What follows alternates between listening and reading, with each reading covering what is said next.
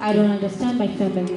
Tumishi wa Mungu evangelist The ametufundisha. servant of God evangelist has taught us. Akasema tusitegemee material things. He said don't depend on material Sisi ni things. nuru ya ulimwengu. We are the light of the world. Kama unajitambua wewe ni nuru ya If you ulimwengu, recognize you're the light of the world, hautakuwa na hofu you won't have fear kwa hicho ambacho naenda kukuambia. of what I'm going to tell you. Madhabahu hii sio mara yangu ya kufika ya kwanza, This is not my first time to reach this. ni mara yangu ya pili. It is my second time. Prophet nimemfahamu sasa.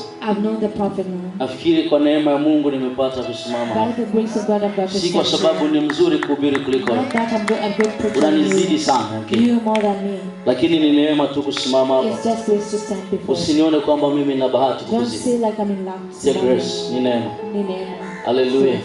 Hallelujah. Kwa hiyo namtukuza Mungu kwa So I sababu hii. glorify God for Si that. kwa sababu ya wema, Not for the goodness, bali kwa uwezo wake. but for His Na kwa ability. sababu ni nuru, Because His light. acha tukaichakate nuru katika Let us ulimwengu. go and discover the light in the Tukavipate vya nuruni kwa jina la Let us get Yesu. the ones of light. Tukaweze kumuuliza Mungu. That we ask God. Nilishawahi kuambia watu, I've once told people, nikawaambia kwa mfano, and I told them, for example, fundisho kwa lugha rahisi kabisa. Haleluya. teach in a simple language.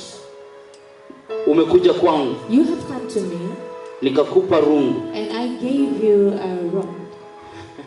Nikakupa rungu. And I gave you a rod.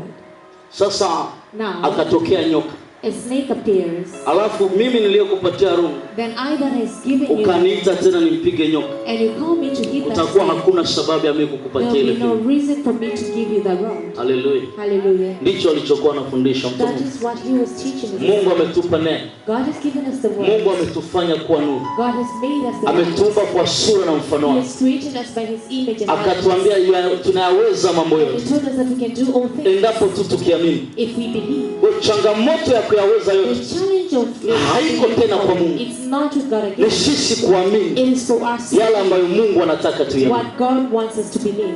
Kazi ya Mungu alishamaliza God has concluded His work pale kwenye msalaba. on the cross.